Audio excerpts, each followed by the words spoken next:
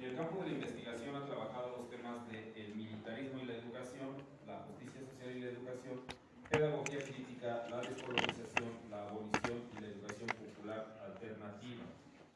Sus proyectos actuales de investigación incluyen: 1. Estudios sobre el beneficio e impacto de relaciones transnacionales entre docentes activistas.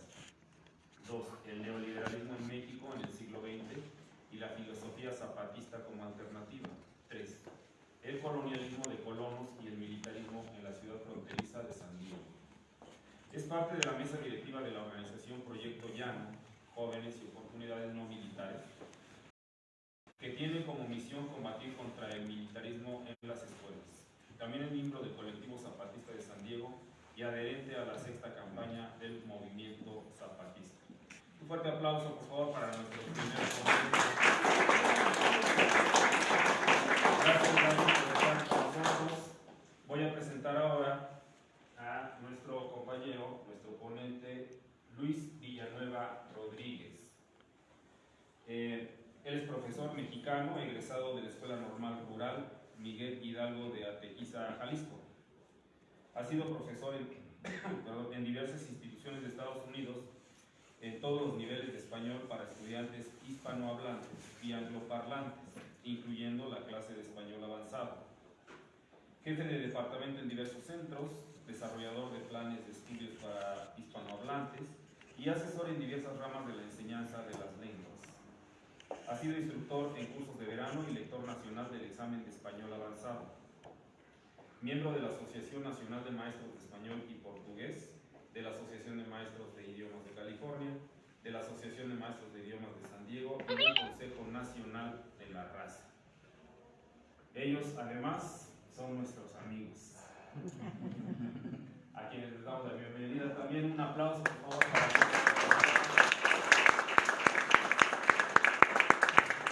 Pues, no digamos más y vamos a escuchar la ponencia: la lucha contra la militarización de la juventud en las escuelas norteamericanas. Tema que quizá muchos en este mundo, no solamente en México, en este mundo, desconocen, y que cuando nos lo dan a conocer suena escalofriante. Escalofriante lo que está pasando en las instituciones educativas de los jóvenes en Estados Unidos. Vamos a escucharles con atención. Tenemos para esto más o menos, no sé cómo vamos a hacer la interacción, ustedes nos dirán. Quizá 3/4 de hora para posibilitar luego el diálogo con el auditorio. Adelante. Pues muchas gracias, buenas noches a todas y todos. Nos da mucho gusto estar aquí, estamos agradecidos por la invitación. Mi nombre es Luis Villanueva Rodríguez, vivo en San Diego, California, pero soy mexicano de nacimiento porque yo me formé aquí. Fue gracias a la educación que yo recibí de la Escuela Normal Rural, para que vean que no solo somos agitadores, también nos damos tiempo para aprender a enseñar. Gracias a esa formación, yo pude desempeñar con cierto éxito mi trabajo como maestro en Estados Unidos. Entonces me da mucho gusto estar aquí y comparto los mismos sentimientos del maestro Villanueva. Muchas gracias por estar aquí, compartir este espacio, este tiempo con nosotros y escuchar de esta lucha, de este asunto que para nosotros creemos que es muy importante y que está interconectado con muchas otras luchas: el ambiente, obviamente la educación, muchos otros asuntos. Muchas gracias por la introducción, compañero Oscar. Muy brevemente, David Morales, yo sí soy nacido en San Diego, California, padres mexicanos. El maestro y yo nos conocemos porque yo fui su alumno en la preparatoria, en una preparatoria en San Diego. Es como nos conocemos y es así como empezamos a hacer este trabajo y continuamos haciendo este trabajo. Soy ex maestro de preparatoria y como compartió el compañero Oscar, ahora estoy doctorando y también dando clases a estudiantes que se están formando como maestras y maestros. Vamos a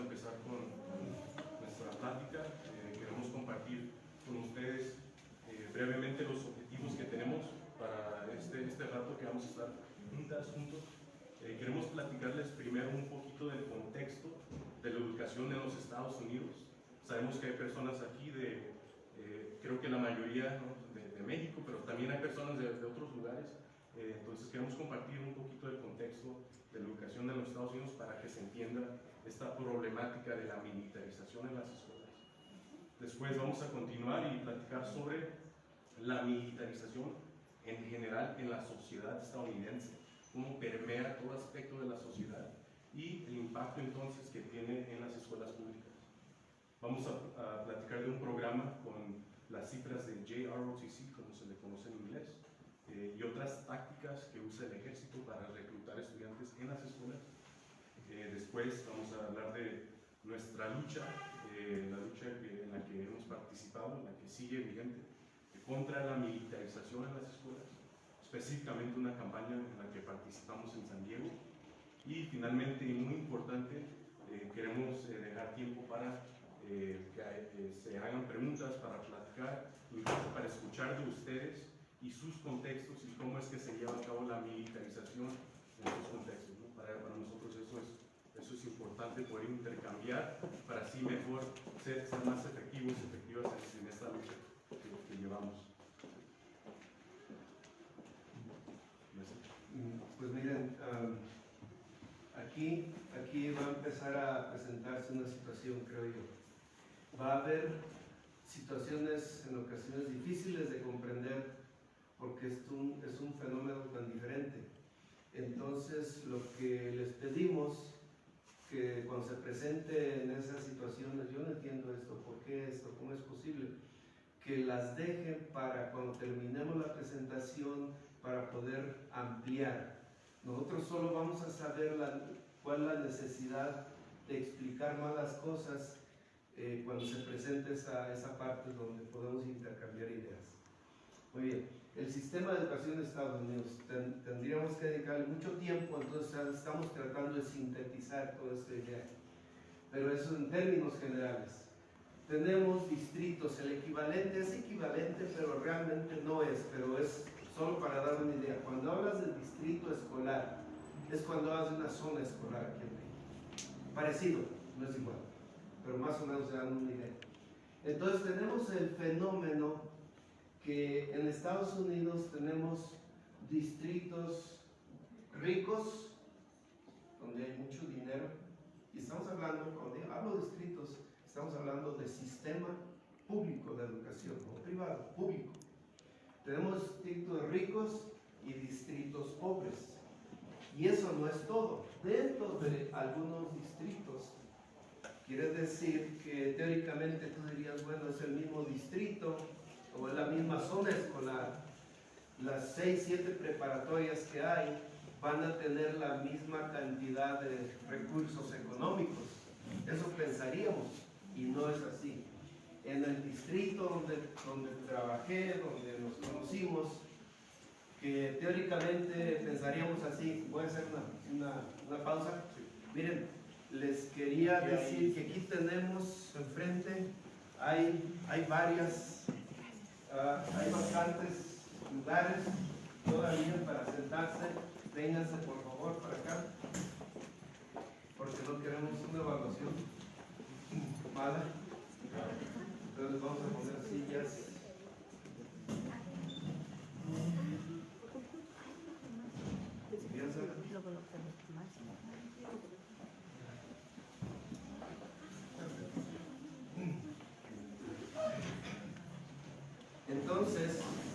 Entonces en ese distrito que estamos hablando, el distrito en el que trabajamos y estudió él, tenemos escuelas muy pobres y escuelas ricas. Vuelvo a repetir, es educación pública, no son escuelas privadas, no, es escuela pública. Entonces, aquí vienen las partes que digo que requieren mucha explicación, voy a tratar de hacerlo lo mejor posible. Para que tú puedas entrar a la universidad, en los 4 años de preparatoria en Estados Unidos debes cubrir ciertos requisitos, debes tomar ciertas clases.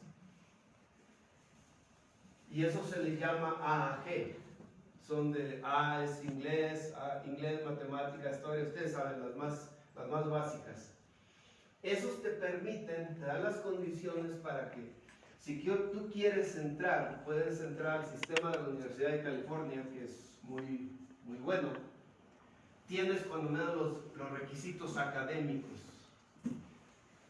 Pero esto es importante recordar lo siguiente.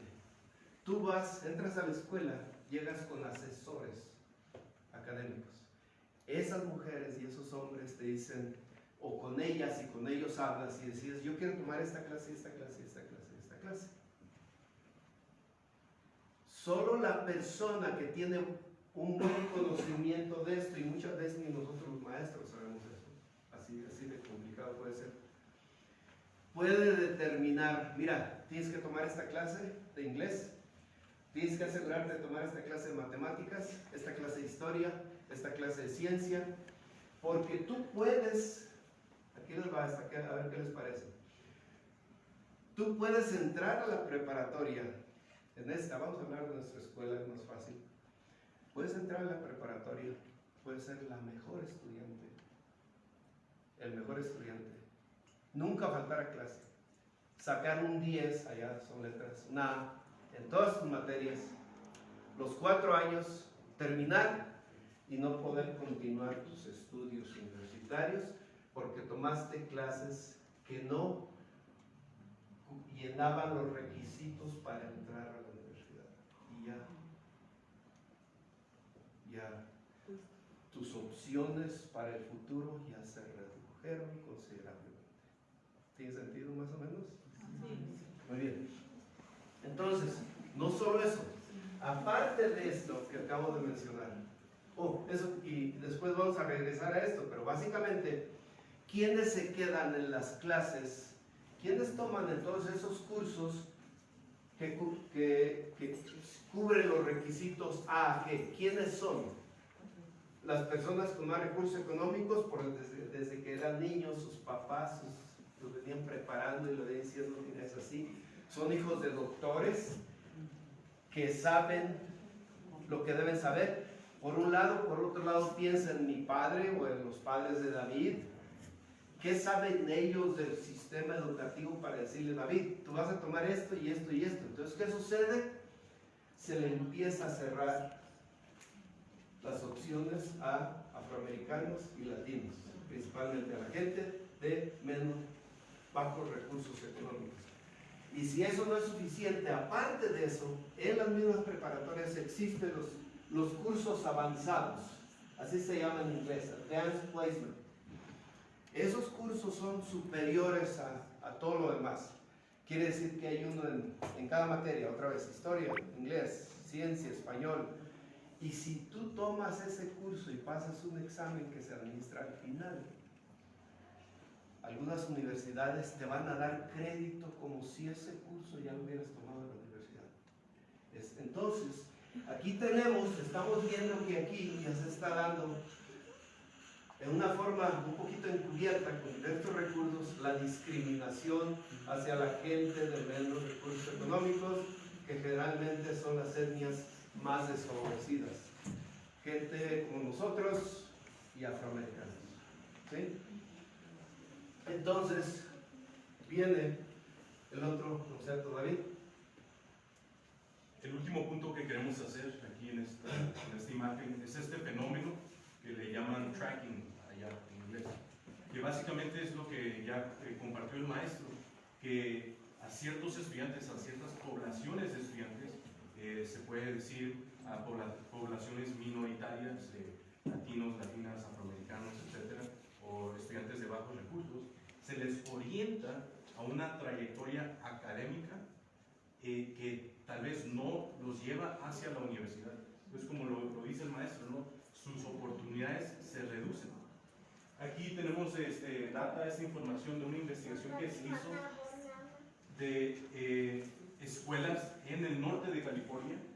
Yo sé que es un poco difícil de verlo, pero estamos aquí hablando de San Francisco, la región de San Francisco, la región de San José, que están al norte de California, y muestra los estudiantes, muestra estudiantes latinos, negros y blancos y asiáticos, y el porcentaje de estos estudiantes en estas poblaciones, en estas etnias, que toman estas clases de AP, estas clases avanzadas a las que se refiere el maestro.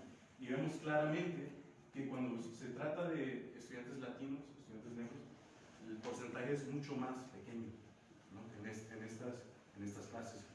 El acceso, de acuerdo a esta información, está ahí. Supuestamente estos estudiantes, las escuelas a las que asisten estos estudiantes, existen estas clases avanzadas. Sin embargo, este tracking que se da, este fenómeno que se da dentro de una escuela, tiene diferentes trayectorias para distintos estudiantes, ¿no? Es básicamente la discriminación del cuerpo estudiantil. Y esto es muy importante, entender esto. Queremos compartir este contexto de discriminación, de tracking, porque aquí es pues cuando entra el militarismo, ¿no? Entonces continuamos. Y para entender el militarismo nos vamos a remontar al siglo XVIII o XIX. Este cuadro se le llama el progreso americano. Es el destino. El destino. Este cuadro representa el concepto, la idea que después se vino a acuñar como destino manifiesto. Cuando nos podemos analizar esto en clase, podían pasar media hora, un equipo media hora explicando todo. Yo me voy a concentrar brevemente a un par de cosas. Aquí tienes a esta mujer, es anglosajona, lleva un libro, el libro como símbolo de la civilización en oposición al salvajismo de los pueblos originarios. Entonces, si se fijan, todo está orientado hacia acá, es el oeste. Ven el color, ven cómo acá está más claro, acá está más oscuro. Entonces, hacia acá es el despojo de los pobladores nativos de Estados Unidos, el bisonte, el símbolo de esa destrucción, las carretas, el tren, porque aquí tiene la civilización, el trabajo del campo, que ya es más civilizado al sistema de trabajo del campo que se hacía antes. Este concepto, todo esto se le llama destino manifiesto, que no es más que, esto es la interpretación de ellos, no mía, que no es más que una orden divina que le dice a los conquistadores: ustedes deben llevar el progreso, la civilización, primero hacia el oeste de Estados Unidos, después váyanse al sur. A los mexicanos, pues quiten la mitad del territorio. Y después se extiende hacia todo el mundo. Entonces, atrás de toda esta militarización que vamos a ver, está el origen, que fueron designados directamente de Dios para que trajeran la civilización. Que la civilización, en palabras de nuestro querido Eduardo Galeano, es un genocidio, es la destrucción de recursos humanos y naturales en todo el continente. Pero es cuestión de interpretación. Entonces, ese contexto de destino manifiesto, ¿no? Que empieza, de hecho, antes del siglo XVII. Empieza en Europa, ¿no? Es importante tener ese contexto para entender la adicción del militarismo que tiene la sociedad estadounidense desde un principio. Desde un comienzo tiene esta adicción, obsesión por expandir, por conquistar con sus bases militares, ¿no? Y como vemos aquí en estas imágenes, en estas gráficas, esta de aquí, por ejemplo, es una imagen que muestra todas, o las que se conocen, porque claro, ahí pueden haber unas que no conocemos, todas las bases militares del ejército estadounidense por todo el planeta, ¿no? Hay más de 750 bases en por lo menos 80 países en el mundo de las Fuerzas Armadas de los Estados Unidos. Y vemos aquí, en esta gráfica de aquí, el presupuesto que tiene los Estados Unidos para sus Fuerzas Armadas. Gasta más de 800 mil millones de dólares, que es en las Fuerzas Armadas, que es más que los próximos 9 países combinados, lo que gastan los próximos 9 países combinados. empieza pues esta obsesión, esta adicción a la guerra, a la expansión, y es lo que explica cómo es posible que esté presente el militarismo en las escuelas públicas en los Estados Unidos, ¿no? Esta reverencia, esta adicción al militar, que si uno critica es visto como alguien que no es patriótico, ¿no? Entonces, maestro.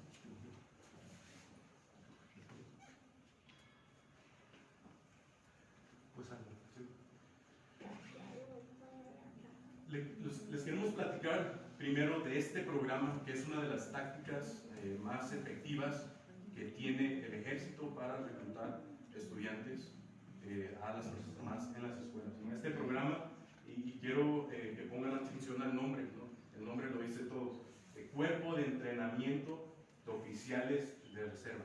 Ese es el nombre del programa. Por sus cifras en inglés, Junior Reserves Officers Training Corps, nosotros usamos el acrónimo de JROTC, es lo que vamos a usar, como es más común. O sea, lo vamos a seguir pronunciando pues en inglés, ¿no? Porque JROTC. estamos tan familiarizados con eso.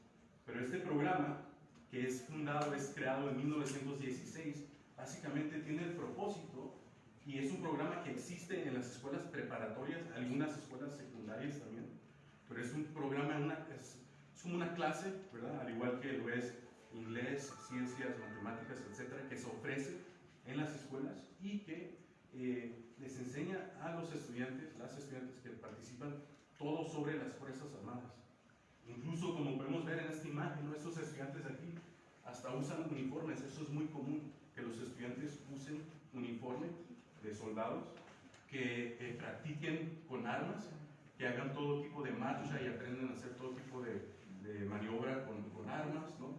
Uniformes, aprenden sobre la historia de los Estados Unidos y del mundo, pero desde una perspectiva de las Fuerzas Armadas, con libros de texto desarrollados por el mismo Pentágono, el Departamento de Defensa, o sea, las Fuerzas Armadas. Entonces ya se imaginarán qué es lo que les enseñan a los estudiantes, ¿no? En cuanto a la historia y la razón por la que los Estados Unidos ha invadido otros países, lugares, regiones, etc., ¿no? Entonces, este programa que sigue vigente, existe en escuelas preparatorias por todos los Estados Unidos. Se ha comprobado, ¿no? Se hizo un estudio por este hombre, Ayers, donde se comprobó que más del 40% de estudiantes que participan en este programa, JROTC, se alistan en las Fuerzas Armadas después de terminar la preparatoria. Entonces, esto comprueba que este programa es un programa muy efectivo para reclutar a jóvenes en las escuelas públicas. Solo quiero darles una anécdota. Cuando esta campaña vamos a hablar después, pero cuando damos esta campaña, yo como les decía en un principio, con la formación de la normal rural, nos decía la normal rural, en la mañana trabajas en la escuela, en la tarde en la comunidad, en la tarde yo me iba a hacer visitas domiciliarias. Y de todas las que hice, estamos hablando de 3 años más o menos, solo una vez tuve un rechazo a eso. Y ese rechazo vino de una mujer, de una mamá, que tenía a su hijo ya incorporado a este programa en la escuela. Fíjense qué tan poderoso es ese uniforme, cómo cambia cómo puede cambiar al individuo. Y la fragilidad del joven, de la joven, cuando están en la prepa para lograr hacer eso. Ella sola se entregó, estábamos casi discutiendo, casi llegamos a discutir, y ella sola se entregó, me dio la razón, y no sé por qué me lo dijo. Mire, maestro, a mí, mi hijo llegaba de la escuela siempre, estamos hablando de la preparatoria, llegaba a la escuela, me daba un abrazo, me daba un beso. El primer día que él llegó con el uniforme, me dijo, no me toques. Y me dice ella, fue el último día que él me abrazó y me dio un beso. Eso es una anécdota, pero da una buena idea de lo que estamos hablando. El programa de JROTC es fundado en 1916 y permanece un programa relativamente pequeño en el país hasta 1992, que es cuando crece dramáticamente, ¿no? En 1992. Y les queremos compartir, platicar por qué, ¿no? Y les ponemos esta imagen, esta fotografía, que es una fotografía de unas protestas que se hicieron en 1992 en Los Ángeles, después de que brutalizaron a un hombre afroamericano, Rodney King. Tal vez algunos recuerden este incidente, ¿no? Y muy similar a lo que está pasando hoy en día en los Estados Unidos. O sea, no ha cambiado mucho, la policía sigue igual. Bueno, pues el pueblo, la comunidad salió a protestar, a manifestarse. Es lo que estamos viendo aquí, claro, con su digna rabia, ¿no? ¿Y qué es lo que sucede? Que el jefe del Estado Mayor Conjunto, un militar de alto rango, Colin Powell, anuncia en ese mismo año, ¿no? Porque no es coincidencia, ¿verdad? Todo es calculado, que JROTC es la solución para jóvenes negros, latinos, indisciplinados en las ciudades urbanas del país. Después de este anuncio de este militar, es que crece el programa de JROTC en estas comunidades urbanas dramáticamente.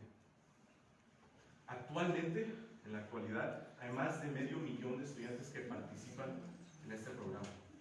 Y hay más de 3,000, casi 3,400 unidades, o sea, clases, cursos de JROTC, programas que se ofrecen en distintas preparatorias y escuelas por todo el país, ¿no? Y este estudio de estos académicos, Goldman y sus colegas, muestra, por medio de su estudio, que JROTC, y esto es lo que, bueno, nosotros lo sabemos por las experiencias que vivimos, pero aquí se confirma académicamente, que tiene más representación en escuelas con poblaciones minoritarias y poblaciones económicamente desfavorecidas. Entonces, lo que explicamos hace un rato de la discriminación que hay de oportunidades académicas en las escuelas está directamente relacionada con el militarismo. Más bien, estas comunidades entonces, ¿verdad?, que no logran tener los cursos de A a G, que tienen menos oportunidades, pasan a ser un blanco para las Fuerzas Armadas. Y otro ejemplo que sirve para ilustrar y fundamentar esto que estamos diciendo es el siguiente. Cuando yo llego a Estados Unidos, yo no hablo inglés, por lo tanto puedo trabajar en la escuela pública. Las únicas escuelas que me dan trabajo eran las escuelas particulares. Entonces yo llego a trabajar en San Diego en una escuela particular. Si es particular, se pueden imaginar rica. Esto les da una idea. En aquel entonces, ya desde aquel entonces costaba más estar en la colegiatura era más alta en esa preparatoria que en las universidades ahí mismo del estado de California. Eso les da una idea. Muy bien. Yo trabajé 15 años ahí, hasta que aprendí inglés. Inglés chileno, pero lo aprendí. Entonces, en los 15 años que yo trabajé en esa escuela particular, ¿quieren adivinar cuántas veces fueron los reclutadores militares a tratar de convencer a los estudiantes para que se metieran a las Fuerzas Armadas? ¿Quieren adivinar? Cero. De ahí yo me voy a trabajar a la escuela donde nos conocemos, David y yo. Y en esas escuelas, porque son escuelas que tienen poblaciones de bajos recursos, ¿con qué frecuencia creen que van los militares a reclutar? Todo el tiempo. Eso les da, es un ejemplo de las discrepancias, de que el programa de JROTC tiene un propósito exclusivo, específico. Quieren carne de cañón para ir a hacer sus invasiones a otras partes. Ahora, para ilustrarles este punto aún más, vamos a ver básicamente lo que comparte el maestro. El caso de dos escuelas distintas, ¿no? El primer caso, y esto es de una investigación que yo realicé hace unos años, donde investigué el programa de JROTC y su currículum, su pedagogía. El primer ejemplo que tenemos aquí es la escuela preparatoria Central Union. ¿Sí? 100% de los estudiantes son de bajos recursos que atienden a esa escuela. Está en una zona urbana, casi el 80% población latina, otro 14% afroamericana. Ahí existe un programa de JROTC que es de la rama del ejército, el Army, o sea, la rama que combate en tierra, ¿no? A diferencia con las fuerzas aéreas marinas, etc. Bueno, después de investigaciones, entrevistas, observaciones que yo realicé en esta escuela, pude aprender que el enfoque que tiene esta unidad en esta escuela, con esta población de estudiantes, está en lo físico y viene desde un estilo militar y mínimamente académico. Es más, a los estudiantes los entrenaban a usar armas y existía una orientación hacia el combate. Y adicionalmente, todos los estudiantes que iban a esta escuela, en su primer año, tenían que tomar esta clase de JROTC, no había otra opción. A todas las metían en la clase de JROTC. Ahora, veamos el ejemplo de otra escuela, tal vez no igual a la que practica el maestro, pero igual una escuela donde solo 22.4% de la población es de bajos recursos, en una zona suburbana, 46% de la población estudiantil es blanca. Ahí, aunque sí existe el programa de JROTC, es de la rama de la Fuerza Aérea. Y el enfoque ahí es más académico, aunque sigue siendo una pedagogía muy autoritaria, donde falta el pensamiento crítico. La orientación es hacia las ciencias, hacia el campo tecnológico. Es muy distinto, ¿no? Aún entre programas de JROTC en las escuelas se encuentran estas distinciones, esta especie de discriminación. Muy bien, entonces les hemos platicado de este programa de JROTC y este programa solo es una manera en la que las Fuerzas Armadas reclutan a los estudiantes. Aquí en esta imagen vemos el presidente de los Estados Unidos en este tiempo, en el 2002, que es cuando se firma esta ley. Está firmando esta ley No Child Left Behind, ¿no? En español, que ningún niño se quede atrás. Es una ley federal. Y esta ley federal que se firma en el 2002, enero del 2002, garantiza el acceso de las Fuerzas Armadas a las escuelas. Ahora, por ley, las Fuerzas Armadas, reclutadores, pueden ir a cualquier escuela pública y pedir el número de teléfono, domicilio, nombres de estudiantes. Incluso me acuerdo yo, ¿no? Cuando yo era estudiante, mis compañeros, compañeras, y ya después de maestro, mis estudiantes, recibían llamadas a su casa de reclutadores. Padres, madres también recibían llamadas y se preguntaban dónde consiguieron mi número de teléfono, ¿no? Pues es por esta ley. Entonces, aparte de eso, esta ley garantiza el acceso a reclutadores, entrar a escuelas públicas, a reclutar estudiantes durante el almuerzo o incluso, como vamos a platicar en un momento, a salones de clase donde los maestros y maestras les dan permiso a los reclutadores entrar y platicarle con los estudiantes por esa misma obsesión o reverencia que existe por el militarismo en los Estados Unidos. Y ese fervor patriótico que existe se aprovecha en los momentos precisos. Si no lo regreses, no me lo voy a mencionar. Cuando se crea el programa en 1916, ¿qué está pasando en el mundo? ¿Recuerdan? La Primera Guerra Mundial. Entonces vean la correlación que hay. Necesitamos más soldados, vamos a sacar a los jovencitos. Muy bien. 2002, ¿qué sucedió un año antes? ¿Recuerdan? El ataque a las Torres Gemelas. Entonces existe aquel fervor patriótico para arrastrar a todo el mundo a apoyar ese tipo de políticas. En esta imagen, no sé qué tanto se familiaricen, pero yo señalo a este individuo, no sé si alguien de ustedes lo conoce. Es el hermano de John Kennedy, Ted Kennedy. Este hombre era el más liberal en el Senado de Estados Unidos, pero el fervor patriótico no lo podía dejar fuera de esto, él no podía ser antipatriota. Entonces ahí está, en la firma de esa ley que le permite a las Fuerzas Armadas entrar a reclutar básicamente a las escuelas públicas. Entonces aquí les compartimos algunas imágenes que se ven pues, en las escuelas, ¿no? Les platicaba de los reclutadores que llegan en sus uniformes y aquí lo vemos en un salón de clase, ¿no?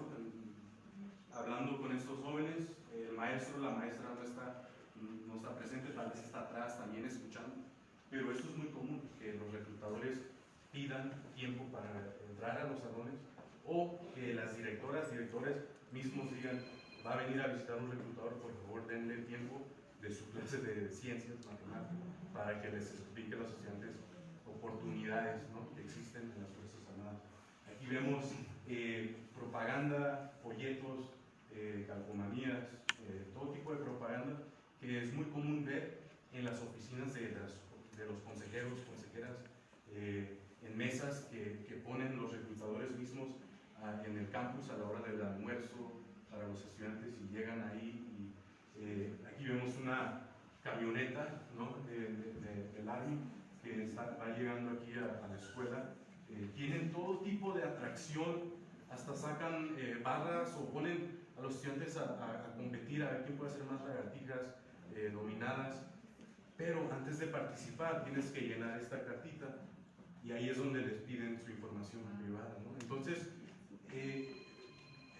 por esta ley que acabamos de explicar, No Child Left Behind, las Fuerzas Armadas tienen acceso casi, pues sí, completamente garantizado a escuelas públicas en los Estados Unidos. Ahora, quizás ya se habrán dado cuenta de nuestra posición en cuanto a las guerras y las invasiones de los Estados Unidos, ¿no?, de las Fuerzas Armadas. Por eso nos oponemos a esto, pero también es muy importante ver, bueno, qué es lo que pasa cuando jóvenes sí se alistan en las Fuerzas Armadas. ¿Qué ocurre? ¿Les va bien? ¿Les va mal? ¿Verdad? Entonces, para nosotros es muy importante explicar que realmente lo que sucede, y aquí muestra esta investigación, ¿no? En primer lugar, los latinos son la población con más crecimiento en las Fuerzas Armadas, de acuerdo al Departamento de Defensa. Pero cuando vemos la diferencia entre los rangos de soldados, ¿no?, de militares, vemos que los porcentajes más altos donde se encuentran los latinos, hispanos, negros, están en rangos o posiciones bajos, que son más peligrosos, donde se ve el combate, ¿verdad?, de soldados rasos. Y cuando vemos las posiciones de general, de comandante, las posiciones pues, más seguras, vemos que están completamente dominadas por la población blanca, ¿no?, anglosajona en los Estados Unidos. Entonces, esto muestra claramente, ¿no?, que estas poblaciones desfavorecidas se están usando como carnada de cañón para estas guerras. Y también es parte de nuestro trabajo, de explicarle a los jóvenes en esta lucha, que en un momento les vamos a compartir más concretamente qué es lo que pasa en el servicio militar. Porque los reclutadores llegan y obviamente prometen y cuentan un cuento, ¿no?, pero dejan, tal vez no mienten, no voy a decir que, pero dejan muchas cosas fuera de lo que es muy importante decir. Unirse a las Fuerzas Armadas en los Estados Unidos no es como tomar cualquier trabajo. No puedes simplemente renunciar, ¿verdad?, lo encarcelan. Entonces, eso es muy importante explicar. Cuando les empezamos a hablar de las opciones académicas que se les empiezan a cerrar a nuestras comunidades de bajos recursos, imagínense que ahí solo para que vaya teniendo sentido, me gusta ilustrarlo así con estas imágenes. Imagínense que de la escuela hay dos grandes ductos gigantescos, como esos que hay abajo de la Ciudad de México, grandes. Uno de la preparatoria, uno va hacia la prisión y el otro va hacia las Fuerzas Armadas. ¿Para quién? Para la gente de bajos recursos. Realmente cuando se te empieza a cerrar, por eso dicen, este es tu futuro, esta es tu oportunidad, mira, y vas a poderlo. Y lo que dice David, les empiezan a decir cosas y dejan intencionalmente muchas otras sin decir, pero realmente es las órdenes superiores, el diseño que se tiene de la educación. Queremos que los pobres sigan siendo pobres para que cuando estemos soldados para ir a invadir a otros países, ahí hay, y no tenemos que mandar a nuestros hijos. Entonces, les queremos platicar de un caso específico, y aquí les vamos a comenzar compartir de la lucha en la que hemos participado en contra de este militarismo y cuál ha sido exitosa, ¿no? Y les queremos presentar el caso de la preparatoria Mission Bay, que es donde nos conocimos, el maestro y yo fui alumno en esta preparatoria. Esta preparatoria está en San Diego, California, no queda muy lejos de la frontera con México, ¿no? Con Tijuana. Y otra cosa que es muy importante mencionar, antes de que se me olvide, es que San Diego es una de las ciudades más militarizadas en los Estados Unidos. Es decir, que ahí uno puede encontrar muchísimas bases militares, todas las ramas del ejército representadas. Brevemente les cuento, mi papá, por ejemplo, él mantenía a nuestra familia trabajando en los barcos, reparando los barcos de las fuerzas navales del ejército. Y esa es una industria grandísima en la comunidad de donde yo vivo. Entonces, las Fuerzas Armadas en Estados Unidos, y particularmente en lugares como San Diego, tienen un gran poder, ¿no? Pero empezamos con el caso de Mission Bay. En los 60s, en Estados Unidos, fue un periodo donde hubo muchas protestas por la guerra de Vietnam, antes también, pero también de mucha liberación, la liberación que le llaman la liberación de la mujer. Y en el caso de nuestra comunidad existe ese deseo de decir yo soy chicano, ¿verdad? Yo soy chicano, el abrazar la identidad, ahora sí decir yo no quiero ser blanco, yo no quiero ser anglosajón, no me interesa, yo estoy satisfecho como soy, así puedo triunfar, puedo ser una persona de éxito sin tener que dejar ni mi cultura, ni mi idioma, ni mis tradiciones. Entonces, el efecto que tiene en la sociedad es que específicamente en las escuelas se empiezan a formar clubes de mecha, Movimiento Estudiantil Chicano de Aztlán, eso les dice todo.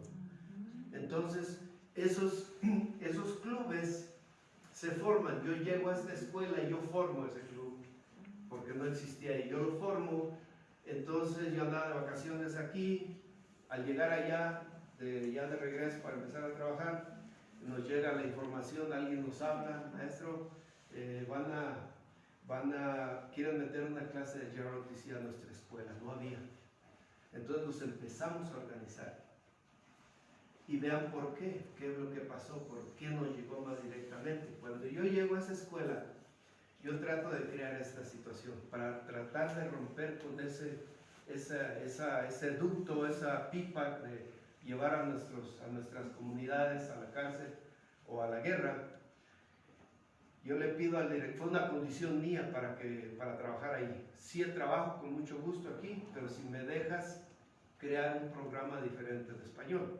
Entonces tratamos de darle a la clase de español un carácter totalmente académico, riguroso, y lo empezamos a implementar desde el grado 9, decimos el grado 10, que empieza a tomar esa clase de AP, ¿recuerdan las clases avanzadas ya de crédito universitario?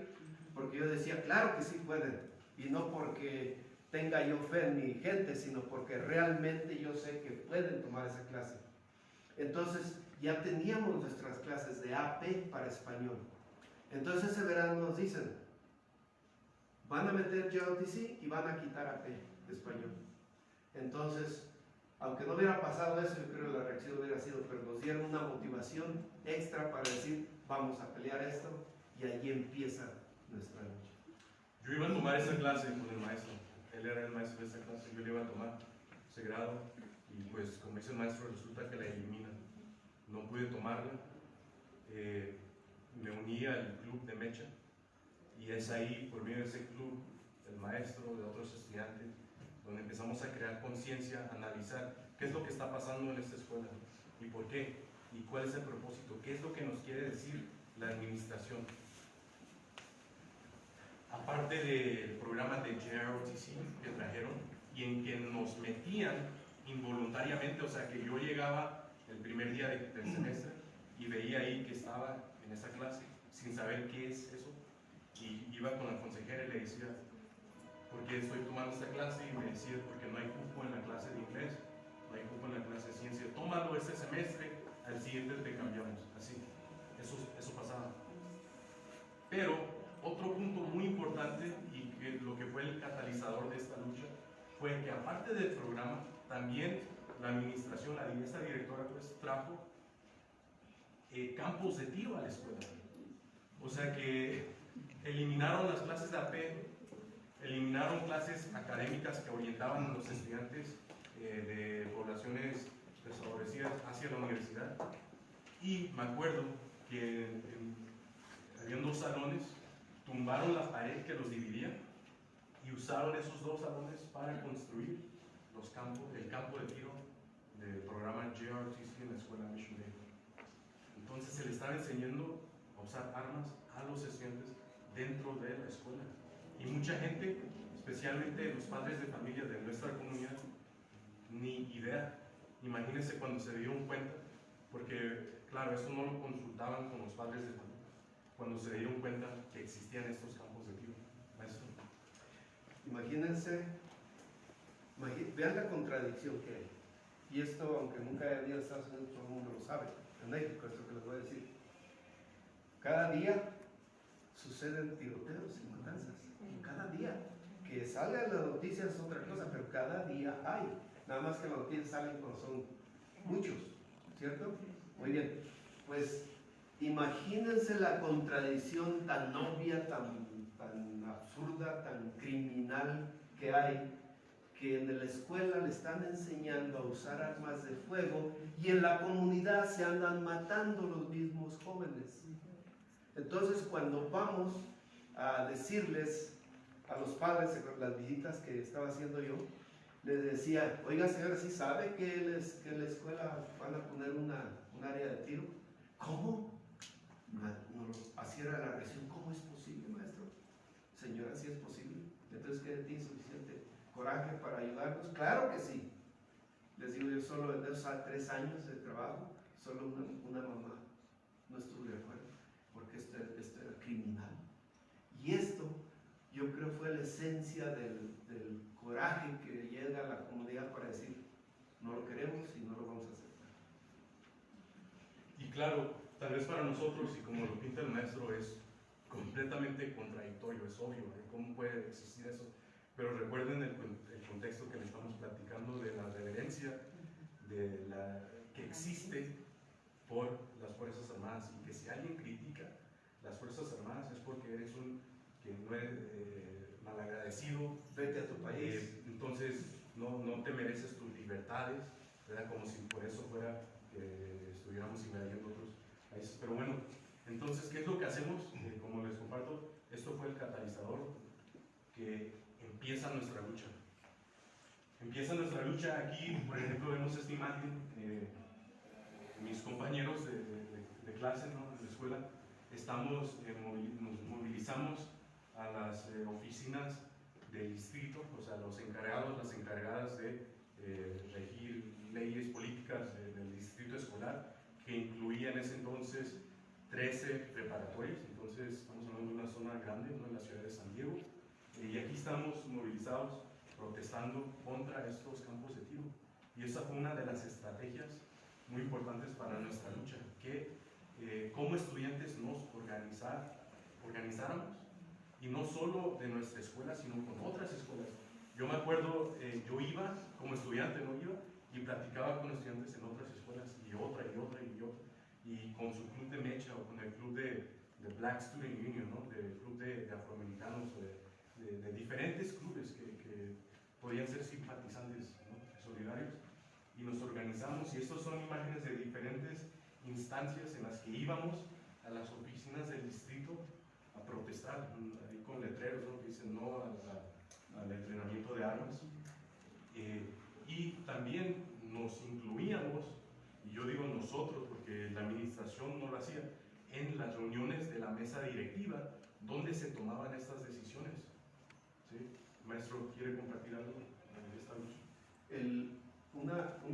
Una parte que yo quiero mencionar, no sé si eso es lo que iba a decir, pero lo dices tú si no lo menciono. Pero una parte que viene a la mente es cuando yo iba a hablar con las mamás. En Estados Unidos, las personas o el grupo de personas que tiene el poder legal sobre la educación son los padres de familia. Entonces es fundamental que un trabajo que quieras tú hacer en Estados Unidos, sí, puedes llevar a cientos de estudiantes si quieres, y van a hacer una buena protesta y van a gritar, pero poco van a cambiar la decisión de las personas que están en la mesa directiva del distrito. Pero si llevas padres de familia, eso cambia todo. Y esa fue una de las claves que cambiaron la dinámica de esta lucha. Entonces yo iba con las mamás, señora, no son enojadas, molestizas, ¿nos puede acompañar a las oficinas del distrito? Sí, cómo no. Nos hace el favor de hablar. ¿Se pueden imaginar? Una mamá que no habla inglés, que tiene toda su vida allá, pero no habla inglés, y que tiene que pararse a hablar. Nosotros los animamos, yo les ayudo, yo le ayudo a escribirlo para que lo lea, no lo diga, no lo improvise y lo lea, y ponemos a alguien, en ocasiones era uno de nosotros mismos que le hacía la interpretación y lo decía en inglés, en ocasiones ahí tenía el distrito una persona. Ustedes que imaginarse el valor ¿qué tanto que llega a ti para que tengas el valor de arriesgarte a hacer el ridículo hablando al frente de personas que son muy educadas? Pues lo hicieron. Y eso es la imagen que me queda a mí de nuestra comunidad. Entonces, después de varios años, 2, 3 años de campaña, de movilizarnos, de organizarnos, de crear conciencia entre las madres, padres de familia, estudiantes, diferentes escuelas, finalmente se llevó un voto si se eliminaban los campos de tiro de todas las escuelas, todo el distrito, 13. Y ganamos. El voto fue de 3-2, o sea que 3 miembros de la mesa directiva le dijeron sí, que se eliminen, 2 siguieron pues a favor. Pero ganamos, fuimos exitosas en esta victoria en una ciudad de las más militarizadas en el país. La base militar más grande. En el oeste. En el oeste. Y de ahí le seguimos, y ahora nos fuimos contra los reclutadores, porque, como dice el maestro, llegaban todos los días. Entonces lo que logramos fue restringir las visitas que hacían los reclutadores a las escuelas a 2 veces al año. Antes estaban siempre, y acuérdense que por esta ley federal no pueden eliminarlos completamente, pero logramos restringirlos a 2 veces, 2 visitas al año, que es un cambio dramático. Entonces, estas luchas las hicimos bajo una coalición que se formó con el Club de Mecha de la Escuela Mission Bay, con una organización con el nombre de Project Llano, a la que nosotros pertenecemos ahora, y otros grupos comunitarios de la comunidad que también simpatizaban, que creían en esta lucha. Entonces se forma esta coalición y por varios años luchamos y hacemos cambios al nivel del distrito.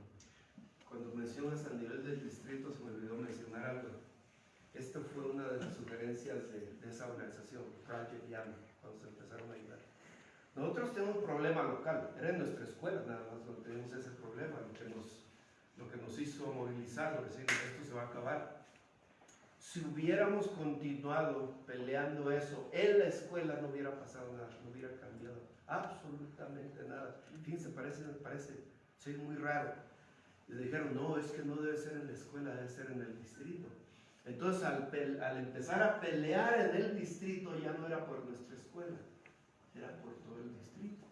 Entonces, curiosamente, un problema local que realmente pertenecía a todo San Diego, se atacó y se logró triunfar. Pero no fue para nuestra escuela nada más, los cambios que logramos fueron para todo el distrito.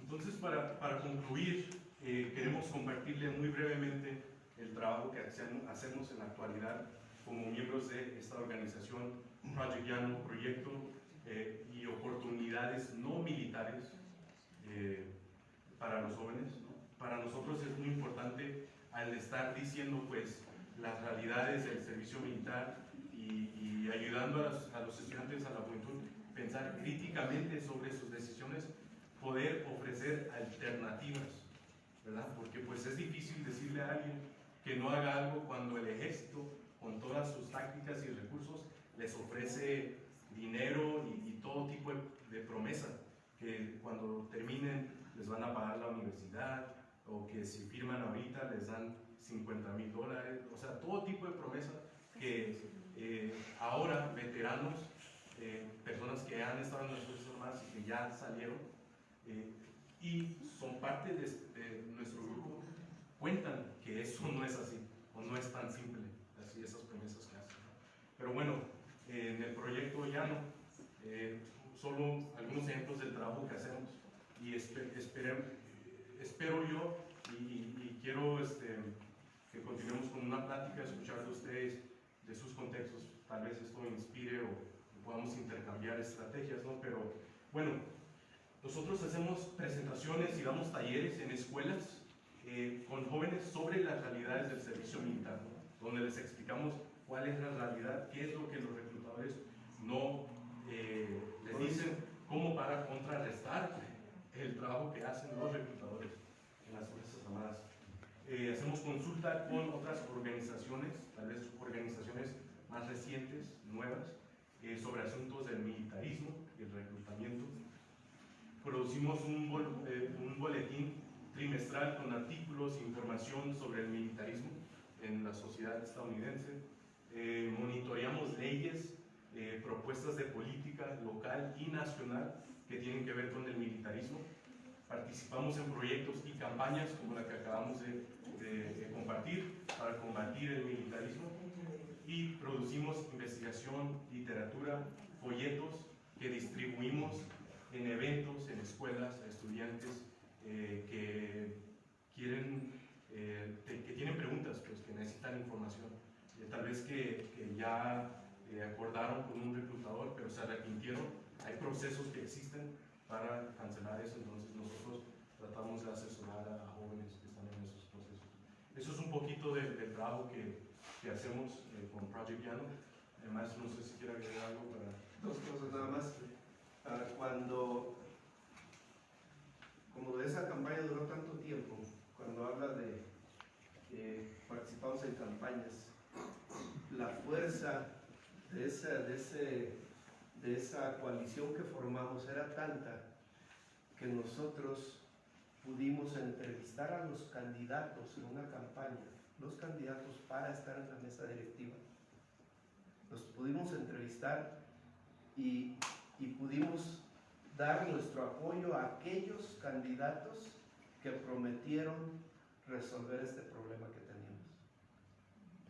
Y estamos hablando otra vez de esa coalición de organizaciones, y específicamente en nuestra escuela, estudiantes y madres de familia, madres porque eran las que iban. Y lo último que quiero mostrar, yo sé, ¿sí lo habías visto, David? Creo que sí. Ya cuando David había salido de la prepa, nos invitaron, yo creo que son personas que se dieron cuenta de la importancia del trabajo que habíamos hecho. Este es un reconocimiento que nos dio el CTA, ¿cómo se llama? La Asociación de Maestras de California. Entonces nos hablaron allá a San Diego y nos pidieron que fuéramos a Los Ángeles, donde fue el Congreso de Maestras de California, para recibir ese reconocimiento. Entonces habla pues de la gente que entendió lo que hicimos, que tenía un efecto valioso en la formación de nuestros jóvenes.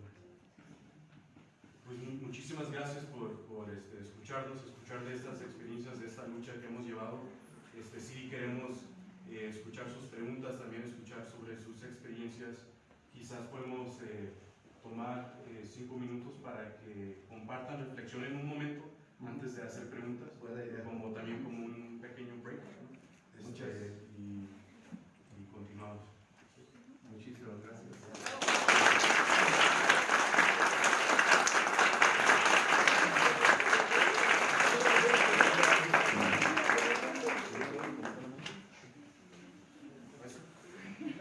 Bien, no, vamos a esperar 5 minutos de break.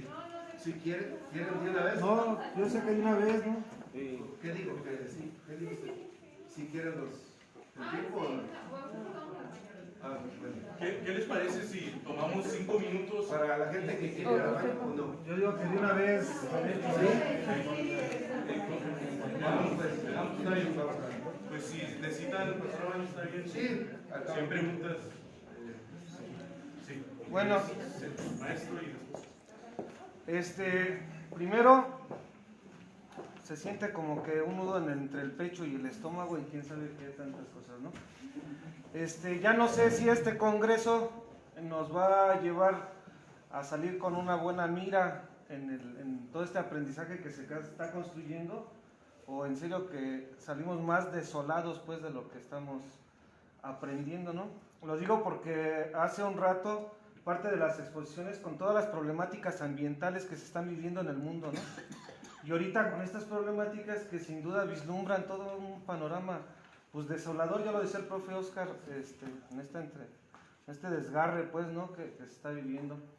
Se reconoce esta parte de la lucha, yo creo que justamente es lo que nos motiva, lo que a algunos nos tiene que motivar, ¿no? Algunos tenemos que continuar este trabajo que ya se está haciendo. Y preguntarles, ¿han recibido, aparte de los reconocimientos y todo esto que se vislumbra por el trabajo que se ha hecho, algunas represiones fuertes por parte del gobierno? En esa línea, pues, ¿no? Independientemente de todo el trabajo. David tiene una buena. No, pues sí, definitivamente, y en un contexto como el que les platicamos de San Diego, donde cualquier persona puede acusar a uno de cómo que no apoyas a nuestros héroes, ¿no? Que en cualquier tienda que uno entra tienen descuentos para veteranos. O sea, así es la sociedad. Bueno, claro que hay repercusiones, claro que el maestro, tal vez nos cuente, también sufrió mucho como uno de los únicos maestros en esa escuela que estaba apoyando esta lucha a los estudiantes que se organizaban. En mi caso, pues yo era estudiante y participé, ¿no? Como estudiante líder en esta lucha. Y sí, pues yo recuerdo que la directora misma me mandaba a llamar a su oficina y ella sentada con otra administradora. La jefa de los asesores académicos. Y me intimidaban, me interrogaban, me decían, David, ¿tú te crees que sabes todo porque no haces mi trabajo? O sea, cosas así, ¿no? Mi último año, ya para recibirme de la preparatoria, llega un momento en que me avisan que no voy a poder participar en mi graduación. Me dicen ya a estar unos días de la ceremonia y se inventan un pretexto, ¿no? Pero básicamente era como un castigo del trabajo que habíamos hecho y en el que fuimos exitosas, y que básicamente deshizo la agenda de esta directora de la administración. Entonces, pues hablando de lo que dice el maestro, ¿no? Que a veces sí es difícil, claro, pero me acuerdo que en ese momento, pues sí me sentí triste de que mi familia, mi mamá, mi papá no me iban a poder ver graduar en esa ceremonia, pero la comunidad con la que luchamos, me acuerdo ese día de la graduación, nunca me dejaron participar, llegó a apoyarme y se armó ahí como una protesta y ahí me celebraron. Entonces para mí valió la pena participar, por supuesto, y creo que ahora si las personas, la directora viera lo que estamos haciendo y el éxito que hemos tenido, pues no sé, ¿no? que habrá de pensar, pero sí existen, salud, esas repercusiones. Definitivamente puede ser muy peligroso. Hay bases militares ahí, ¿no? En San Diego, pero es un trabajo que se tiene que hacer y en el que creemos y tenemos la comunidad realmente que nos respalda. Entonces, eso es lo importante. En el caso mío, pues era lo obvio, no se pueden imaginar. Yo creo que todos estamos familiarizados con esta situación que describo. Cuando en una escuela, en un lugar, solo hay una persona que hace algo. ¿Para qué andan haciendo eso? 10 problemas de tu matrimonio, yo creo, por eso andan haciendo así otras cosas. O miren, ese revoltoso, ¿por qué no te vas al salón mejor a trabajar y nos dejas en paz? Ese tipo de cuestiones. Pero ya más serias, mi esposa andaba participando también, igual que nosotros. Entonces, una de las protestas que hubo, el instructor de ese programa en la escuela se fue directamente hacia ella queriendo golpearla cuando estábamos en la protesta. Yo tuve un problema, no sé qué nombre tiene, no sé el nombre médico, pero el estrés que tenía porque era el llanero solitario en la escuela, no había más personas que apoyaran lo que hacíamos y había mucha presión, mucha crítica. En una ocasión sufrí lo que no sé qué nombre tiene, cuando se te borra el disco, no sabes ni qué día es, ni qué hora, ni nada de eso. Eso me pasó a mí. ¿Perdón? Amnesia, Es una ausencia, ¿no? Lagunas mentales. Duró como una hora, algo así. Y luego ya me regresó parte, creo. El otro, recuérdense que ahí estaba esa clase de teoría en la escuela. Entonces el instructor hacía pasar a sus estudiantes formados, marchando y con todos sus uniformes y todo enfrente del salón de clase cuando yo estaba trabajando. Y algunas llamadas telefónicas que estuvieron recibiendo también por un tiempo. Y la situación era un poquito más delicada porque yo nunca me hice ciudadano. Yo no soy ciudadano de Estados Unidos. Entonces, de acuerdo a esa condición migratoria en la que yo vivo, yo tengo derecho a participar en actividades políticas. Pero de todos modos, lo he hecho, ¿no? Pero eso quiere decir que el riesgo está para que en cualquier rato me digan, ¿sabes qué? Regrésate a donde viniste porque aquí no tienes derecho a hacer eso. Yo tengo tres preguntas hilvanadas. Primero, ¿en qué consistió ese triunfo que tuvieron al estar luchando contra estas materias, este militarismo dentro de la escuela? De tal suerte que si por lo menos hubo algún documento que se firmara, porque bueno, yo entendería por su participación que este asunto de no permitir la militarización en las preparatorias, por lo menos en ese distrito, continúa hasta hoy, hasta la fecha, aunque ustedes ya desde hace mucho tiempo no están ahí. Y si no se han enterado que haya habido algún movimiento similar en otras partes de Estados Unidos. Las tres cosas.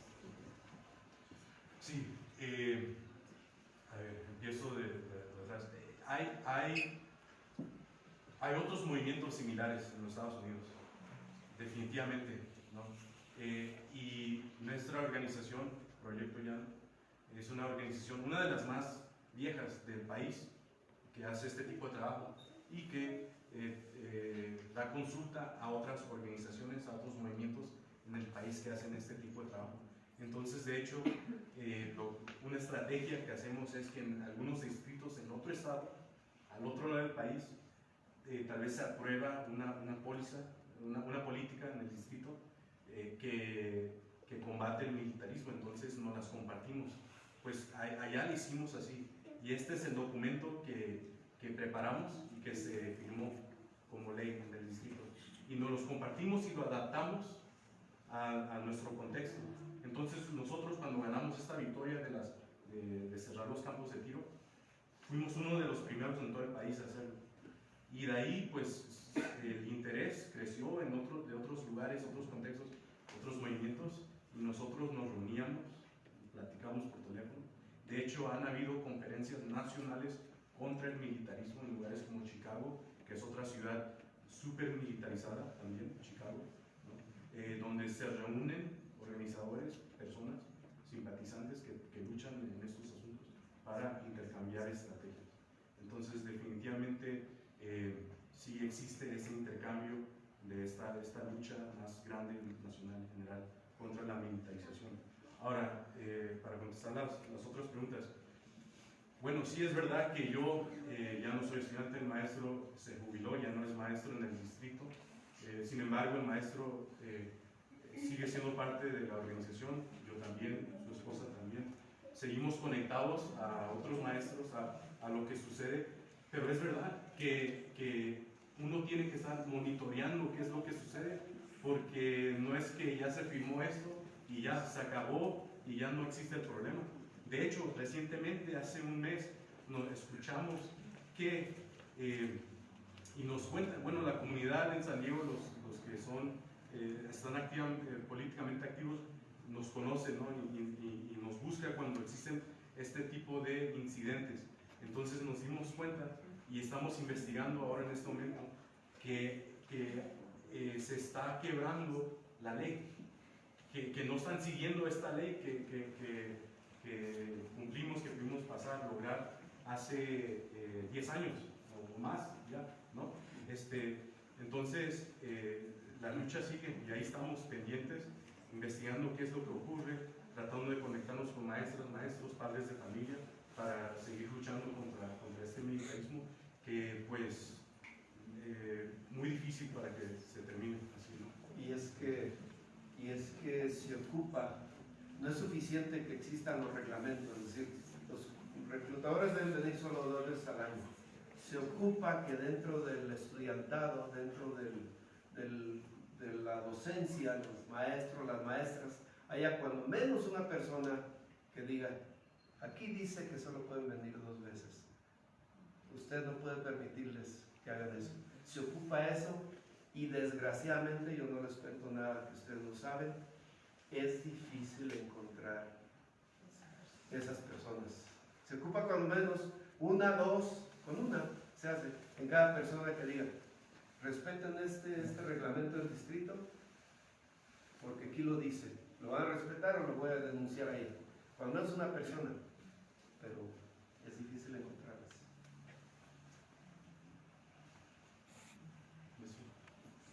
Bueno, buenas noches, compañeros. Un saludo desde Colombia. Julio Jaime. Algunas reflexiones y un poco la experiencia colombiana también. Reflexiones en términos de las realidades comunes, porque yo creo que las realidades comunes se nos tienen que convertir en luchas comunes y luchas globales. Y una realidad o 2 realidades comunes compartidas allí es esta del apartheid educativo que estamos viviendo. Muchos de nuestros territorios hay una política sistemática de configurar apartheid educativo. Y cuando hablamos de apartheid educativo estamos hablando de esto que ustedes nos compartían en la primera imagen, esa condición de desigualdad estructural en la cual hay un destino social establecido para grupos poblacionales específicos, pobres, negros, indígenas, mujeres, ¿sí? Que precisamente están marcados en territorios específicos. Y es un apartheid educativo porque precisamente las políticas están dirigidas para ponernos a competir frente al acceso del sistema educativo. Entonces, ese destino social va a implicar que estos jóvenes, pobres, afros, indígenas, excluidos históricamente, desde tiempos de larga duración hasta nuestros días, pues no puedan acceder a este tipo de elementos y su destino está marcado, como ustedes lo mencionan muy bien, en términos de o la militarización, o la cárcel, o la muerte, porque termina moviéndose en ese ejercicio. Y tiene que ver con un plan sistemático de políticas educativas, como el Plan Boloña, el Plan PISA, que están atravesados precisamente a desarrollar unas competencias genéricas de acceso al sistema educativo. ¿El plan qué? ¿El primero que digo? Boloña. Entonces, que precisamente están estableciendo una serie, en los últimos 20 años, de competencias genéricas, ¿no? Que los estudiantes en preparatoria, en secundaria, deben cumplir todos, porque como somos ciudadanos del mundo, para poder establecer en la aldea global, todos debemos cumplir. Entonces nos montan esa idea falaz de aldea global para que todos podamos acceder. Entonces son competencias genéricas, pero al mismo tiempo no todos podemos acceder en las mismas condiciones al desarrollo de esas capacidades genéricas y nos ponen a competir en términos de condiciones de privilegio y de desigualdad. Entonces yo creo que ahí hay una lucha común global frente a esa desigualdad estructural en términos de las políticas educativas y el acceso universal a la educación superior, que creo que hay un punto ahí muy importante. Eso también un poco, cuando a veces sentimos desesperanza cuando vemos estos elementos, yo creo que tenemos que mirar las articulaciones en torno a esas cosas que también nos están oprimiendo a todos y a todas, para seguirnos juntando en luchas globales, que creo que es un reto importante. Una segunda reflexión a partir de los que mencionaban y muy desde el contexto nuestro, es la relación del militarismo con 3 condiciones que hay que pensar y que son interdependientes. El patriarcado, el capitalismo y el sistema político del Estado. Y digo que son interdependientes porque efectivamente la guerra ha sido necesaria para el desarrollo del capital, ¿sí? Y como la guerra ha sido necesaria para el desarrollo del capital, ha necesitado ejércitos como forma fundamental para eso. El capital necesita ejércitos, ¿sí? Y ejércitos constituidos precisamente por pobres, por excluidos, que terminan siendo la carne de cañón como tal en ese punto. Pero al mismo tiempo, la condición del patriarcado como producción cultural también es fundamental en torno a eso, porque el patriarcado como formación cultural nos establece a nosotros un tipo de masculinidad hegemónica, una masculinidad hegemónica que se establece en función del poder de las armas y el poder de lo militar como elemento de heroísmo, ¿sí? El héroe, ¿no? Desde todas las formas culturales de Occidente está montado desde la condición del valor del guerrero, ¿no? Y sobre eso se ha venido transformando, y precisamente violencia, patriarcado y militarización van de la mano. Mientras no despatriarcalicemos nuestras formas cotidianas, difícilmente desmilitarizamos la vida cotidiana, porque nosotros seguimos reproduciendo esas lógicas de poder jerárquico, ¿no? Que no están establecidos en el varón, sino de aquel que tiene el poder, y la militarización es ese elemento. Y la tercera, el Estado, porque la mayoría de los estados occidentales, por no decir todos los estados occidentales, se fundaron en la idea de nación bajo una lógica de patria constituida por los ejércitos, ¿no? Entonces el proyecto y el sistema de Estado está montado sobre los militares, por eso son los héroes que defienden la soberanía, por eso precisamente las derechas terminan estimulando los nacionalismos, ¿sí? Para poder estimular las militarizaciones, y por eso las derechas terminan tomándose el poder en nuestros territorios, precisamente porque hay que desmontar esos puntos que están allí. Entonces eso, digamos, en términos de reflexiones, me parece importante también ponerlo aquí en problematización, porque son luchas comunes. En nuestro país también lo vivimos, y creo que lo vivimos en la mayoría de nuestros países del mundo, por no decirlo de otra manera, en los cuales los ejércitos son el elemento fundamental para la constitución del Estado. No hay un Estado que no tenga un ejército, ¿sí? O una policía que organice como tal ese ejercicio. Y en ese orden de ideas en Colombia, pues como es conocimiento para la mayoría, tenemos un conflicto de larga duración, y precisamente hemos estado expuestos a un conflicto armado y a una condición bélica en donde la guerra, ¿sí? Y la militarización es parte de nuestra vida cotidiana. La mayoría de los jóvenes que participan en la guerra son jóvenes campesinos, pobres, afros, ¿sí? En los cuales no tienen otro destino, ¿sí? El ejército les ofrece estabilidad económica, y cuando tú eres pobre en un sector rural, ¿sí? Y tú quieres sacar adelante a tu familia, ¿sí? Y te dicen tú no vas a poder terminar tu secundaria o no vas a poder nunca llegar a ocupar un puesto allá, pasa el ejército, ¿sí? Y te ofrece estabilidad laboral. Tú entras frente a eso. En Colombia, desde la década del 40, el servicio militar es obligatorio. Es decir, todos los jóvenes, hombres en Colombia, tienen la obligación de prestar el servicio militar. Y eso ya te entra en un elemento de militarización muy fuerte.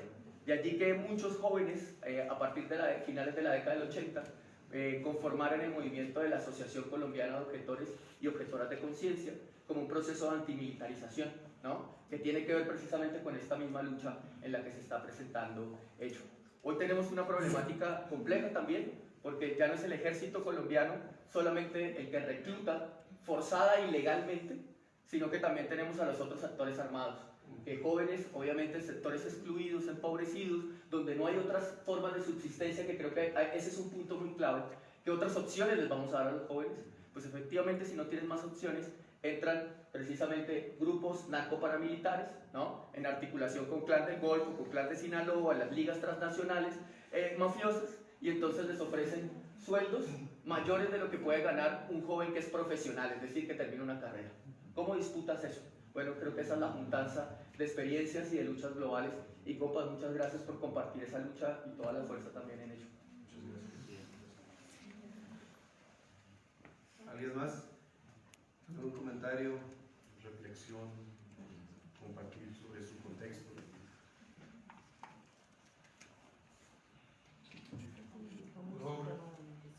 A mí me llama la atención, ya que a través del tiempo y a partir de esta cuestión del manifiesto, se han creado la imagen de lo que es el defensor de la tierra por parte de la visión anglosajona. Recordemos, Segunda Guerra Mundial, el enemigo era Hitler, hay que vencerlo. Después, en la Guerra Fría, el comunismo es malo, el comunismo nos va a joder. Posteriormente, luchar por la libertad de los otros. O sea, nosotros intervenimos porque tenemos que defender la democracia, la libertad de otros. Y esto nos permite invadir un país.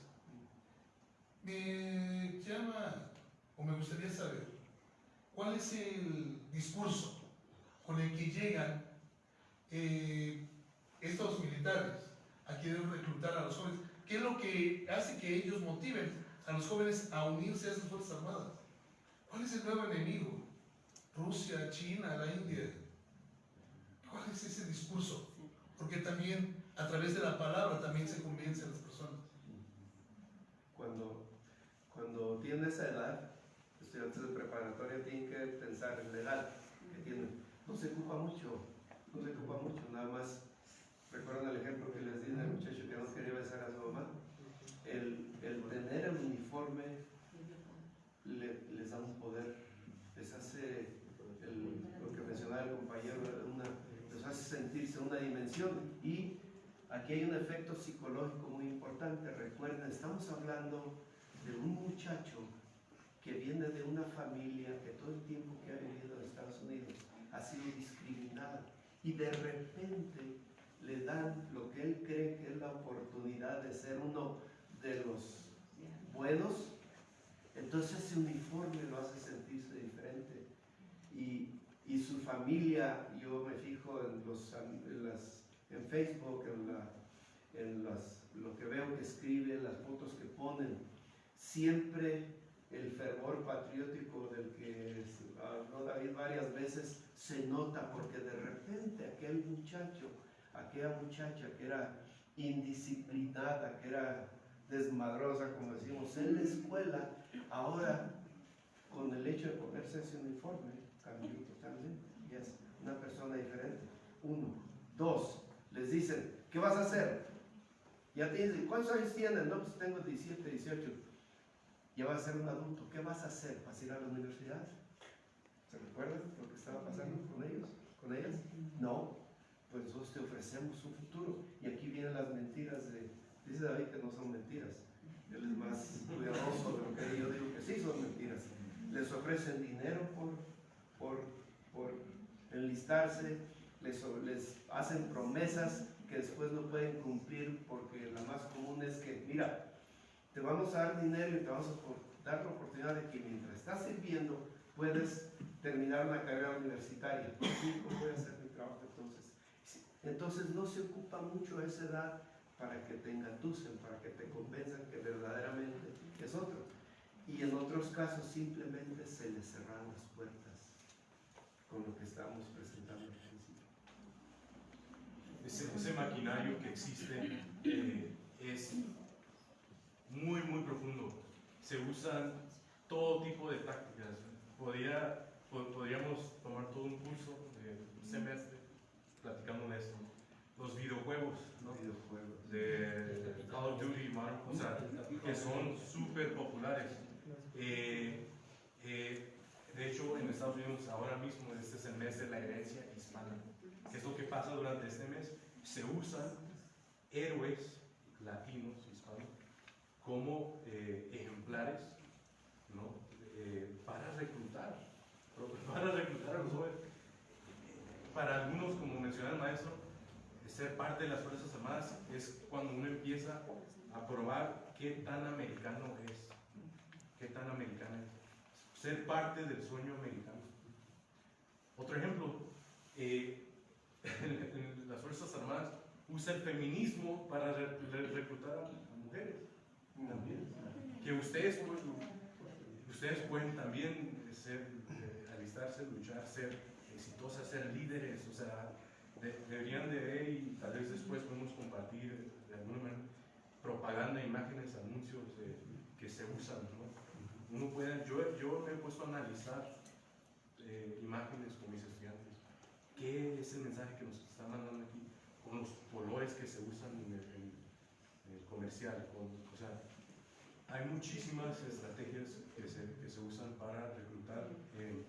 Y bueno, con la retórica del discurso de Trump, por ejemplo, que decía que China.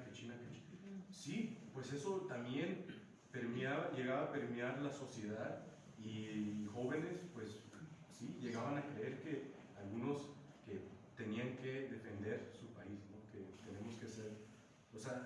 se usan todo tipo de estrategias, todo tipo de tácticas. El militar, las Fuerzas Armadas están metidas en todo y usan todo para reclutar. Y vean qué poderoso puede ser, llegar a ser.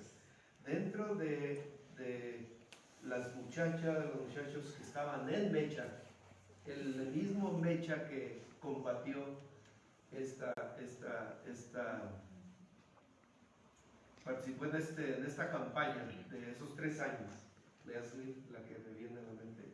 Algunos de ellos terminaron incorporándose a las Fuerzas Armadas, a pesar de que nosotros en ese club, en esa Mecha, hablábamos constantemente cuál es la función, por qué los quieren reclutar, cuáles son los verdaderos efectos, pero posiblemente, y yo no puedo criticarlos o ponerme en un plano moral superior para decirles, porque estamos viendo se les cerraron todas las oportunidades.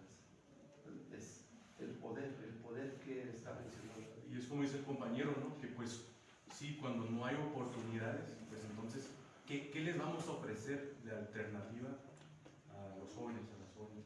Y ahí es donde está el trabajo. Ahí es donde tenemos que hacer las conexiones con otras estructuras que causan este tipo de condición. Claro, el capitalismo, el sistema dominante en el que vivimos, ¿no? En los Estados Unidos. Miles de condiciones estructurales, el racismo estructural que existe en los Estados Unidos, todo está interconectado. Entonces, cuando nosotros hacemos este trabajo, esta campaña, sí tenemos estrategias prácticas, ¿no? Juntamos información sobre diferentes oportunidades alternativas. Miren, aquí este es un programa de capacitación para que se preparen como técnico de tanto, o aquí una lista de becas para que asistan a la universidad, o unos trabajos. Está muy bien, sí, eso es práctico, tangible, concreto. Pero también esta lucha, tenemos que luchar contra lo estructural, ¿no? Eso es fundamental, y hacer un cambio profundo, porque solo así es que va a parar de existir esto. Los estudiantes en Mission Bay, en la preparatoria, se creó tal vez como un ejemplo de un microcosmo, ¿no? Se creó tal conciencia entre el estudiantado de esa escuela que ya ningún estudiante, no tenían suficientes estudiantes en el programa de JROTC, ya no había suficientes estudiantes, y al final se cerró el programa porque los estudiantes pues ya habían cambiado su forma de pensar. Entonces, tal vez eso lo podemos ver como un microcosmo. Eso es lo que queremos hacer, eso es lo que compartimos, es un granito de la lucha que es contra el militarismo en nuestra sociedad. Pero se ocupa, aunque sean pocas personas determinadas que están dispuestas a seguir en los buenos y en los malos tiempos. Ahí vemos fotos donde hay mucha gente que iba a las protestas, ahí a veces estábamos 3 o 4 personas nada más. Pero tú sabes que es una buena causa y la mantienes, ¿no? Entonces, por eso se triunfa, tienes que tener la determinación para seguir. No les digo eso porque ustedes en los propios proyectos que han hecho, la construcción de las escuelas, los programas, la búsqueda de lugares para construir, no tengo que contarles, ustedes tienen esa experiencia. Cuando estoy hablando a ustedes, porque conocemos un poco de los proyectos educativos, pues la Prepa 55, ese tipo de escuelas alternas, pues, a eso me refiero, cuando ustedes saben. Creo que ya, Un poco para seguir con esta parte de la integración de los diferentes contextos.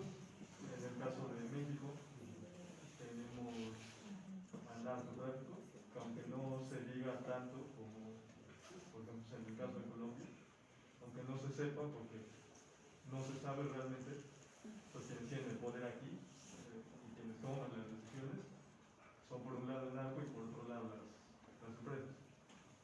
Y obviamente son quienes deciden qué se va a enseñar a las personas qué norma se va a establecer. En el caso de los hombres, pues tenemos al macho mexicano. Todas estas acciones que se toman para irle enseñando estos comportamientos violentos al hombre. Me acuerdo mucho de lo que pasó hace algunos meses en un estadio de fútbol. No sé si alguien me puede recordar qué equipos eran. Eran dos equipos y uno se fue contra el otro y uno lo piensa y lo recuerda y dice cómo las personas pudieron llegar a hacer eso por un equipo de fútbol. Pero realmente pues, lo analizamos y sabemos por qué, ¿no? Lo decían hace un momento, yo no sabría si les puedo preocupar porque es lo que se les está enseñando, es lo que les está llegando y se les educa tal cual para comportarse como animales por nada. A lo mejor para que en algún punto, sobre todo en el sur del país, se les pueda reclutar, también en las zonas más marginadas, reclutar o secuestrar, como muchas veces pasa también, en todo el país, sobre todo en el sur, pero en todo el país.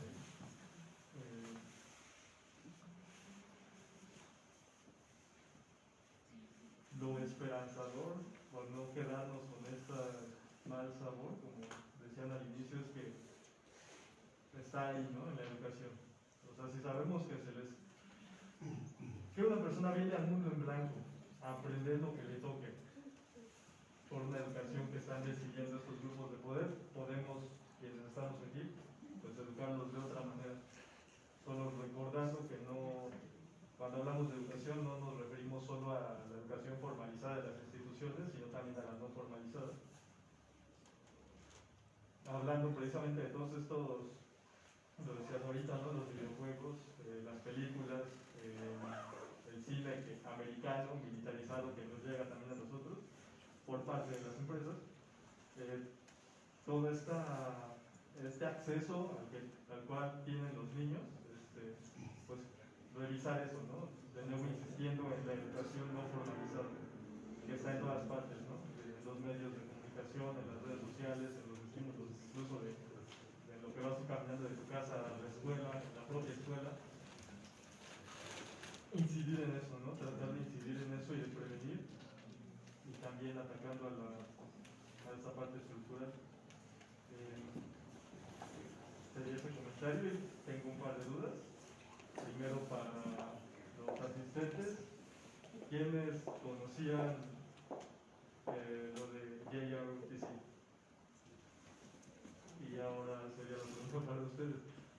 Creo que en México sí se sabe que existe esa, ¿cómo se le llama? Este problema en Estados Unidos del acceso a las armas. Y hablamos mucho de eso. Pero no saben, yo tampoco lo sabía. No sabíamos que esto pasaba. Entonces mi pregunta sería, ¿por qué no? ¿Qué es lo que está haciendo? Me imagino que el gobierno allá para que esa información no llegue acá. Esa sería la pregunta. Y ya para terminar, me estoy temblando. Les quiero reconocer lo que hacen, agradecérselos y pedirles que se cuiden. Muchas gracias por la reflexión. Allá hay otra participación, creo que con eso terminamos. Por eso ahí te contesto la palabra. Sí, creo que es una gran reflexión. Por supuesto que no, yo no lo conocía. Y uno piensa que, como profe, ya lo sabes, creo que es el momento, a pesar de la edad, seguir dando los pasos por caminar con la educación, sobre todo con los proyectos alternativos de educación, que son los que nos tienen que sacar adelante, sobre todo con las futuras generaciones. Porque si dejamos de trabajar, seguramente más adelante estaremos sufriendo ese tipo de situaciones. Si no es que ya por ahí camina alguna situación. Creo que es una gran reflexión para la organización social, no precede. Yo tengo que ser el portavoz de esta situación y buscar cerrar filas con organizaciones sociales del Estado de México. No nomás con raíz, sino con las organizaciones sociales para ver de qué manera sí vamos a enfrentar o vamos enfrentando todas estas situaciones que pueden darse e ir viendo de qué manera vamos buscando esas opciones. Esas opciones para que nuestros jóvenes pues, tengan otro tipo de, sobre todo de opciones de cómo vivir más adelante el futuro en este país. Y pues nada más sería esa parte, es una gran labor, tenemos que hacerlo, debemos hacerlo, nada más. Y finalmente hay que cuidarse, porque sí son temas muy delicados, muy profundos, y sobre todo de mucho compromiso ante los gobiernos y ante la ciudadanía, que hay que seguir trabajando. Gracias. Pues muchas gracias, compañeras y compañeros, por su atención, por estar aquí con nosotros, escuchar y compartir también sobre su contexto. Para contestar tu pregunta de alguna manera y concluir, yo creo, quiero compartir, ¿no? Decir lo que pienso que, bueno, vivimos en un sistema global, ya es un sistema capitalista que se beneficia de que estemos separados, ¿no? Y que solo tengamos una relación en los términos del mismo sistema. En la presentación que me hizo el compañero Oscar, escucharon las referencias al zapatismo, al cual yo soy simpatizante, y las zapatistas hablan de esta hidra capitalista, con diferentes cabezas, que nos ataca de distintas maneras dependiendo de la geografía, en el contexto en el que estamos, pero al final todo está conectado, la misma bestia está ahí. Entonces yo creo que pues es el momento, es la hora de conectarnos, de relacionarnos en nuestros términos, no en los términos del imperio, de la hidra, por medio de las Fuerzas Armadas, ¿verdad? O sea que solo nos podemos conocer, yo siendo soldado en el ejército de este imperio, ir a invadir, a matar a otras personas con las que yo tengo más en común en ese plano, o estar separados por fronteras, por colonialismo, sino que ahora creo es, en mi opinión, importante empezar a hacer esas conexiones, esos intercambios, relacionarnos en nuestros propios términos, como, bueno, muchos lo han dicho y lo hemos platicado. A la manera en que lo hizo el batallón San Patricio. ¿Recuerdan el batallón San Patricio? San Patricio, que fue en un batallón del ejército de Estados Unidos cuando invadieron México y dejaron el ejército de Estados Unidos, cruzaron el río y se vinieron a pelear con los mexicanos contra el mismo ejército de Estados Unidos. Ese es el modelo que debemos seguir todas. Literal y figurativamente. Bien, pues habremos de reconocer que el día de hoy las exposiciones, la exposición de nuestros compañeros de San Diego nos muestran las tripas podridas del imperio. ¿Cómo es posible que estos que se erigen los gendarmes del mundo, los precursores de la democracia, los cuidadores de la paz y de las buenas costumbres, tengan un sistema educativo que se solaza en el racismo, que se caracteriza por la más ignominiosa discriminación, incluso utilizando a la gente de menor nivel humano como carne de cañón?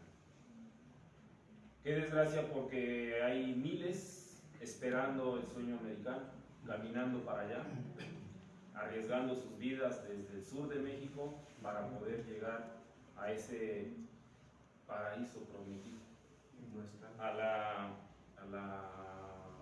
al destino manifiesto. No lo saben, nadie lo sabemos, el mundo está ciego en ese aspecto. Qué importante que en este evento hoy podamos escuchar. Se grabó la conferencia, vamos a publicar, vamos a hacerlo público, esperemos que tenga algún eco, que tenga algún efecto para nuestras compañeras, nuestros compañeros que quieran verlo. Es importante, es trascendental que se sepa esto que ocurre ahí, insisto, en las tripas del imperio. Y pues a nombre del Consejo de Transformación Educativa les agradecemos infinitamente su participación, sin duda sobresaliente en este evento, y agradecemos también la participación de todos y todas ustedes. Muchas gracias. Mañana comenzamos a las 9 de la mañana los trabajos del Congreso. Les esperamos. Se está preparando un cóctel para algunas, no sé, para quienes gusten participar a partir de las 9 de la cóctel.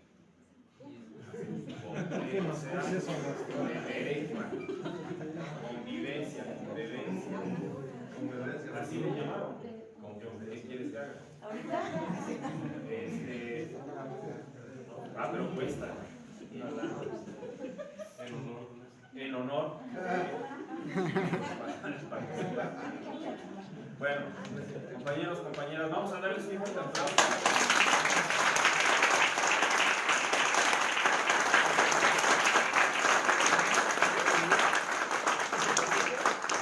Gracias. Muy buenas noches.